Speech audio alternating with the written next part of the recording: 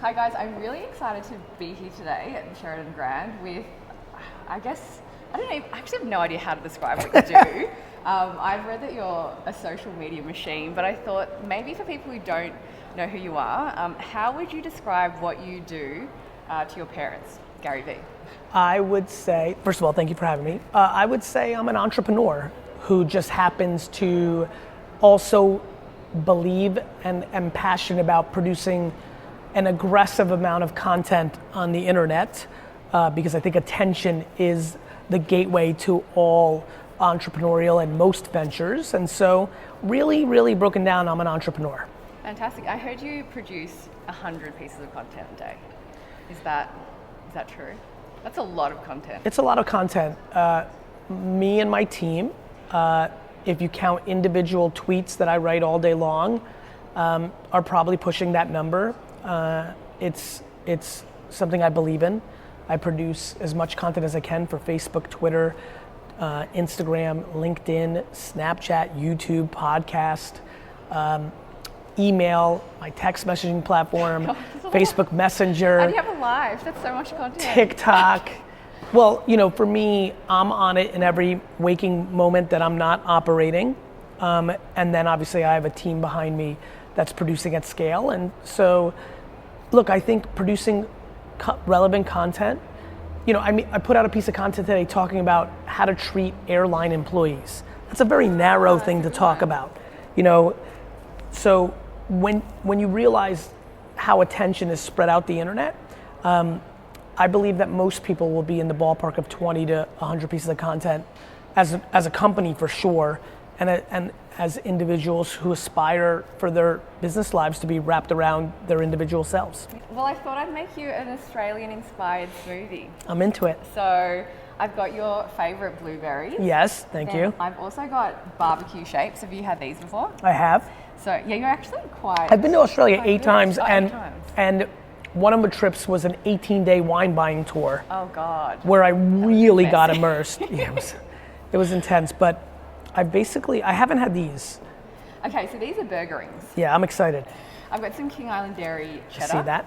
Have you been to King Island Dairy? I have. Oh, King Island. Oh, you have? Mm-hmm. That plane, do you go on a tiny plane? It's crazy. It's so small. It was during that trip of 18 days. Oh. It's amazing.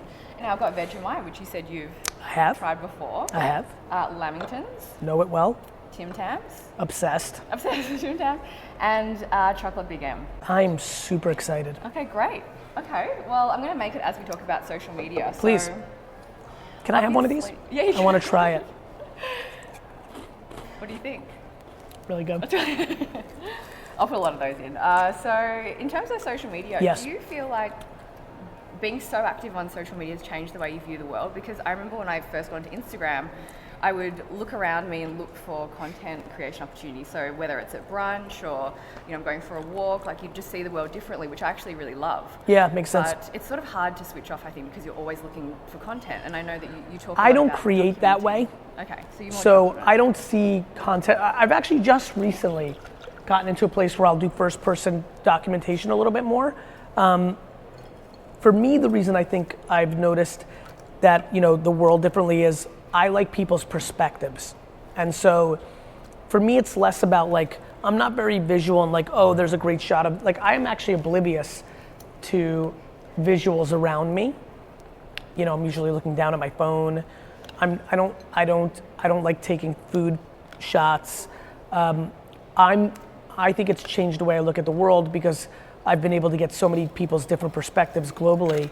And a lot of my content today is predicated on the listening of that, meaning, I grew up as an immigrant and watched a lot of kids struggle with parents who also were immigrants, imposing a lot of, insecurities, and we struggled to come to America, so you better go to a good college and be a doctor, lawyer. As the world opened up to me, that is a crazy framework in Asia and India, even more extreme than what I saw in the US, which I think leads to a lot of unhappiness. So, I've been really able to see the world through people's words, which is far more interesting to me than I've never wanted to go see the pyramids or the Eiffel Tower. I don't visually do things, but I do them very emotionally. Yeah, I think that really comes across in all the content that you create. And it's funny because when I first heard you, I was like, wow, he's so intense. Intense, honestly. Yeah, I get it. For a better word. A lot of people struggle with me at first. Yes, but then I did persevere, and now I love your content. So I listen to your podcast all the time, and there's so much. Was there a single piece of content that kind of triggered that? Oh, that's a good question, because or did I just beat you into submission? Beat you into submission. Look, I think it was more like when I started doing more of the reading of the content on LinkedIn, for example. I'm like, oh, this guy actually has a lot of great stuff to talk about. So I thought, okay, I'm going to persevere. And you know, it's funny you say that. Something that's very obvious to me is the way I say things versus what I'm saying absolutely turns people off. It's very alpha. I understand. And it's interesting. LinkedIn's been a very good addition for me because in written word, people can hear it the way they want to hear it. And all of a sudden, the value of it overrides the presentation of it. There's plenty of people who love me for my over-the-top personality, but I appreciate that, and that's an insight that's very clear to me. Yeah, but I think, to be honest, like, you're, regardless of whether people love you or hate you, like, they want to listen to you, whereas I listen to other people in business and I just get bored and I just tune out because it's like a bit dry. So. I think whether, you know, I thank you. I think whether it's entertainment value, I think the one thing that has been that I'm very happy about is I stay in my lane. Like, I definitely believe that I know what I'm talking about because I mainly only start talking once something is proven to me that it works. Yeah. So I think a lot of people right now are guessing for the sake of creating content or maybe striking gold. I appreciate you saying that. I really do think, it's also why I stay very narrow. There's a lot, I don't talk about SEO.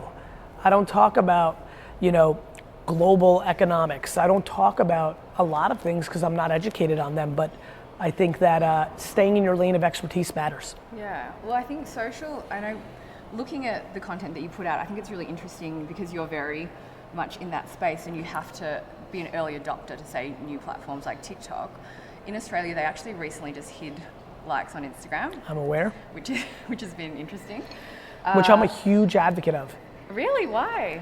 I think that people have become too one-dimensional in knowing what their audience is looking for. Yeah.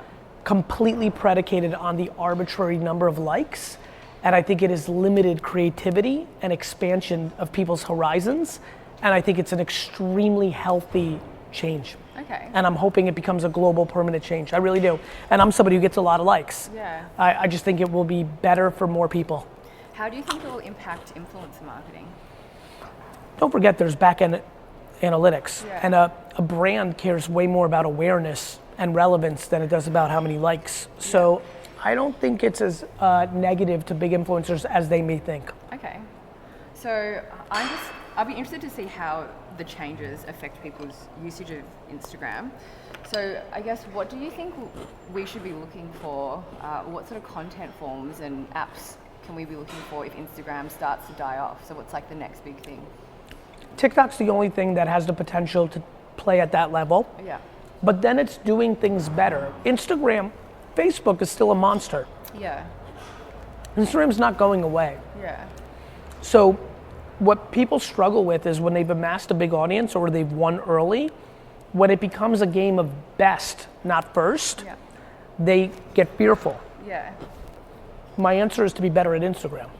Better at Instagram. God, there's only so many hours in a day though. Yeah, but I mean, the cost of entry of success is putting in the work and being better. Yeah. Nobody's entitled to success on Instagram. Yeah. I'll be interested to see if they remove follower count. That's going to be interesting. I think all of it is a good debate. Yeah. I really do, because I think mental health and happiness is something we need to be very conscious of. I think we're living in a very insecure society, over-coddled society, and I'm not sure that people can handle.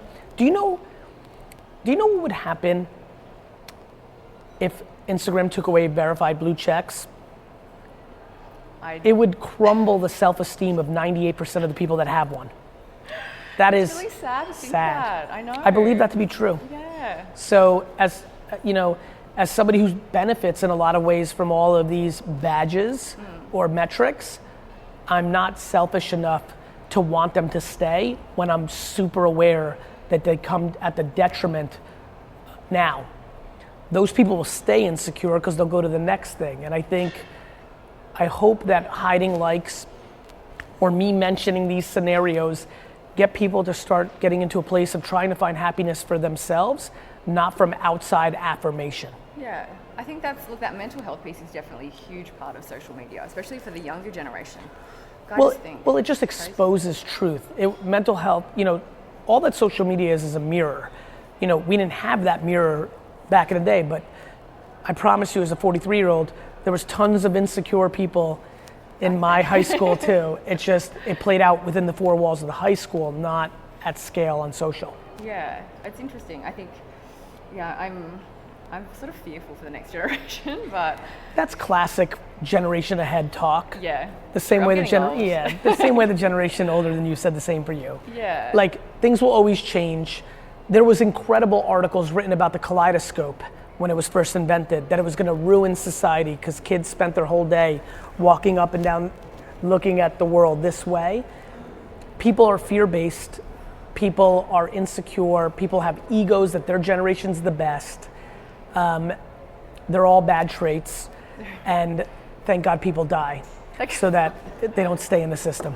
Yeah, well, I actually want to talk to you, go back to Facebook. So I know you had dinner with Mark Zuckerberg before the Facebook IPO in 2008. Okay. What was that like?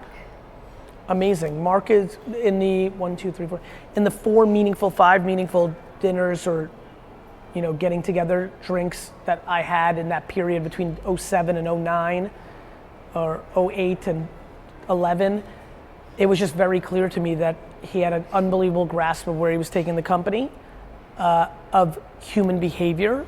The movie portrayed him as an introverted nerd. I would argue that out of all the people I've met in the world, as somebody who I think has disproportionate skills around human behavior, I felt that Mark had it too. I thought he was grounded, and the demonization of the platform in him, I think who he is has proven out in this very tough time, which is steady, not overreacting, and I think he was just as impressive as anybody I'd ever met, and it was very clear to me that he would be successful, and I think his intent is far better and nicer than the general perception is at this point. I really believe that. Yeah, and I haven't actively talked to Mark now in probably 5 years, and I genuinely still believe that to be true. Yeah, I think it's just such an interesting platform because I think people feel like it's taking away their privacy, but people are more than welcome to not use it. Yes, but also you're more than welcome to delete your Instagram.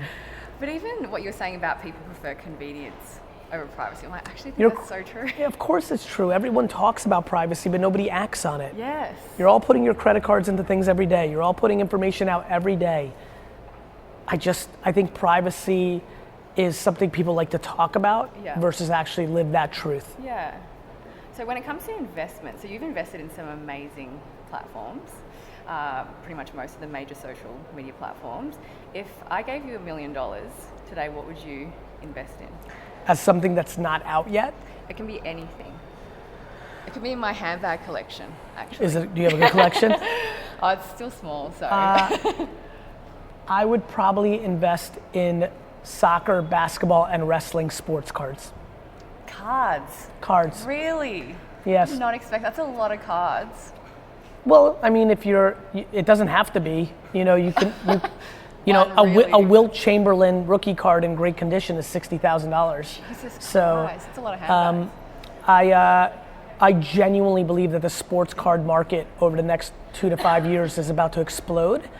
And what I like about me spending $1 million on that is A, I've probably spent about $500,000 on it in the last 6 months.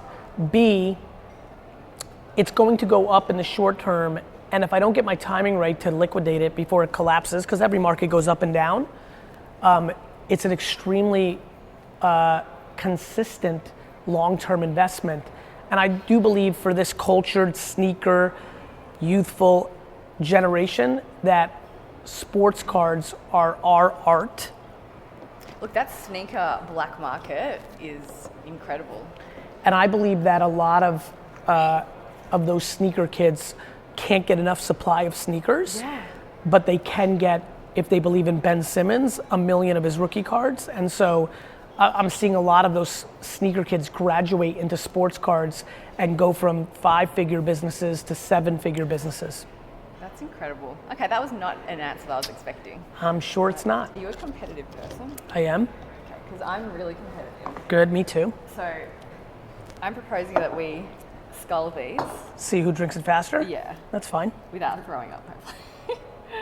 Well, cheers. Cheers. Thanks for your time. And Thanks actually, for one being here. final question. Please. What would you like to be remembered for? Giving more than I took. I like that. I'm passionate about that. Nice. That comes easy to me. Yeah, amazing. Cheers. Bottoms up. Okay. Ready? Yep. Go.